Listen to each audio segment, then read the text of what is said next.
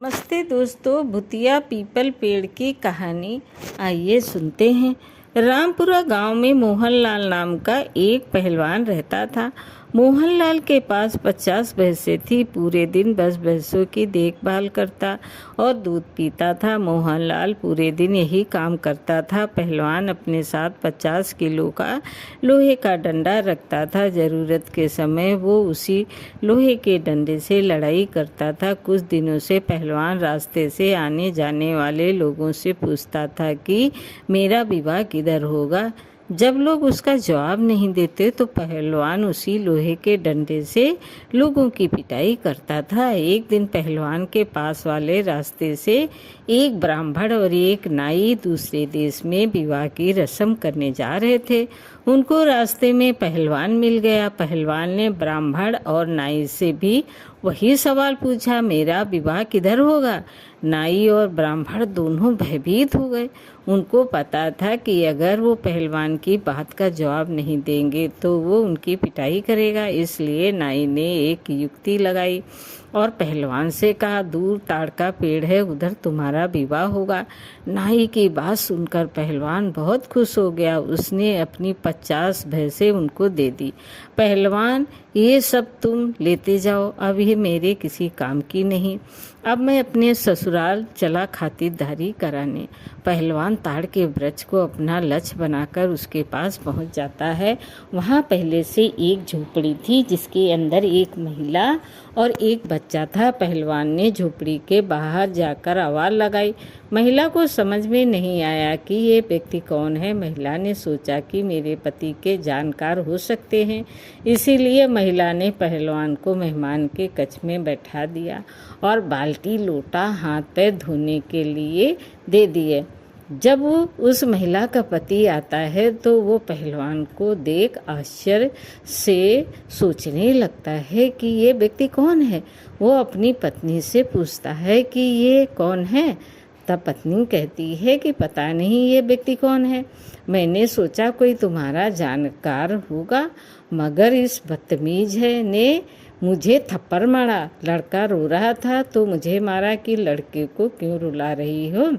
इतना सुनने के बाद उस महिला का पति क्रोधित हो जाता है और पहलवान के पास जाकर कहता है, तूने मेरी बीवी को कैसे मारा। ये कहते हुए पहलवान से झगड़ा करने लगता है। मोहनलाल पहलवान उसकी बदतमीजी बर्दाश्त नहीं कर पाया और लोहे का डंडा उठा उस व्यक्ति के सिर पर मार दिया। डंडे की लगते ही वो आदमी मर गया। अब उसकी पत्नी जोर जोर से रोने लगी, कहने लगी, तुमने मेरे पति को मार दिया, मेरे पति ही तो मेरा सहारा थे, अब वो भी मर गए, इसलिए अब तुम्हारे साथ ही मुझे अपनी ज़िंदगी जीनी होगी। पहलवान भी उस महिला और उसके बेटे के साथ घर में रहने लगते हैं। 10-15 दिन बीत जाते हैं। घर में जमा सारा राशन पानी खत्म हो जाता है। तब महिला कहती है, तुम कुछ कमाई करोगे या हम ऐसे ही भूखे मरेंगे। बिना कमाई जीवन कैसे चलेगा।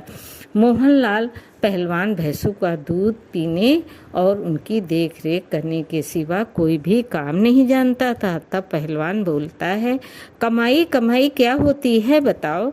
वो महिला पहलवान को कहती है कि राजमहल में जाकर खेती करने के लिए कुछ ज़मीन मांग लो, जिस पर हम मेहनत करके अनाज उगाएंगे। महिला के कहे अनुसार पहलवान अपना डंडा हाथ में लेकर राजमहल की तरफ चला जाता है। राजमहल कुछ दूर ही बचा होगा कि पहलवान को अपनी ओर आते देखकर सभी लोग डर जाते हैं। वे सोचते हैं कि ये पहलवान कहीं उन्हें डंडे से न मार दे। तभी राजा ने अपने मुंशी को तुरंत पहलवान के आने का कारण जानने के लिए भेजा। मुंशी पहलवान के पास जाता है। मुंशी, तुम यहाँ किस कारण से आए हो।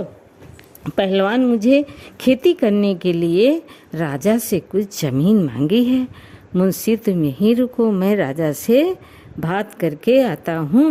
मुंशी राजा के पास जाता है और पहलवान के आने का कारण राजा को बताता है। तब राजा मुंशी को आदेश देते हैं कि पहलवान को जितनी ज़मीन चाहिए वो उसे दे दो।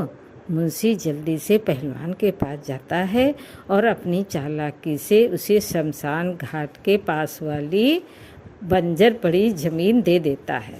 पहलवान जमीन पर जुताई करने से पहले सोचता है कि इस खेत में पीपल का पेड़ है जिसके कारण फसल कम होगी, इसलिए मैं इस पीपल के पेड़ को हटा देता हूँ। इतना सोचकर पहलवान पीपल के पेड़ पर लोहे का डंडा मारता है। जैसे ही पहलवान ने लोहे का डंडा पेड़ पीपल के मारा तो पीपल के पेड़ से भूत नीचे उतर आए और पहलवान से लड़ाई झगड़ा करने लगे। पहलवान भूतों का डटकर सामना करता है। किसी भूत का सर फटा हुआ था, किसी भूत का हाथ टूटा हुआ था, किसी का पैर टूटा हुआ था।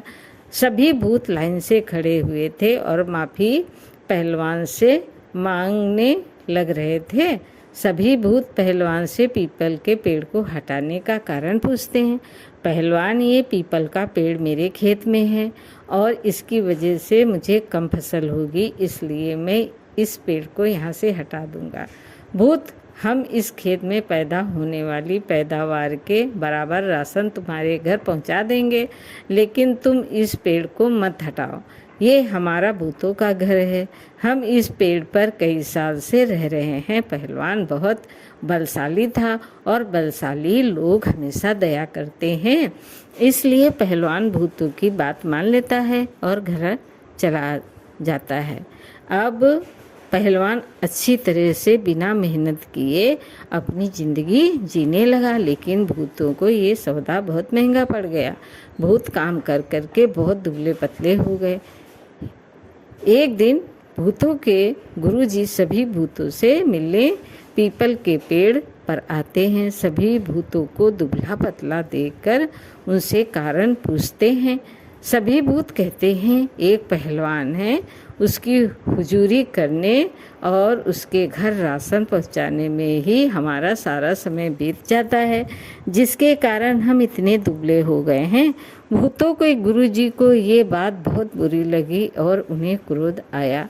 तब भूतों के गुरु ने पहलवान से बदला लेने की ठानी। भूतों को गुरुजी बिल्ली बनकर पहलवान के घर चले जाते हैं। रोजाना पहलवान के घर का दूध पीने लगते हैं।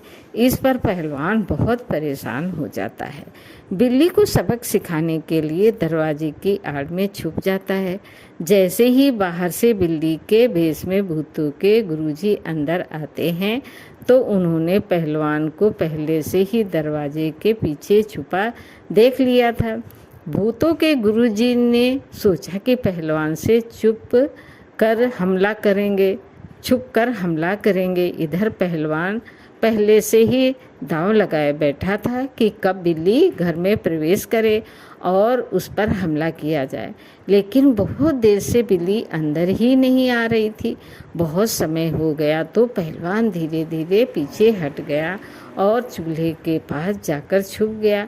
बिल्ली अंदर जाकर जैसे ही पहलवान पर हमला करने का प्रयास करती है, पहले से ही सतर्क पहलवान ने बिल्ली की कमर पर जोर से लोहे का डंडा मार दिया, जिससे भूतों के गुरुजी की सभी हड्डियां टूट गई और वो चिल्लाने लगे। भूतों के गुरुजी अपनी असली भूतिया रूप में आ गए और पहलवान से माफ़ी मांगी। पहलवान गुरुजी से पूछता है उनको छोड़ने के बदले उनकी क्या सज़ा होगी। गुरुजी ने अपने आप ही स्वीकार कर लिया कि जितना राशन पहलवान के घर पर आता है अब उसका दुगना राशन पहलवान के घर पर भिजवा दिया जाएगा, जिसके बाद पहलवान गुरुजी को छोड़ देता है।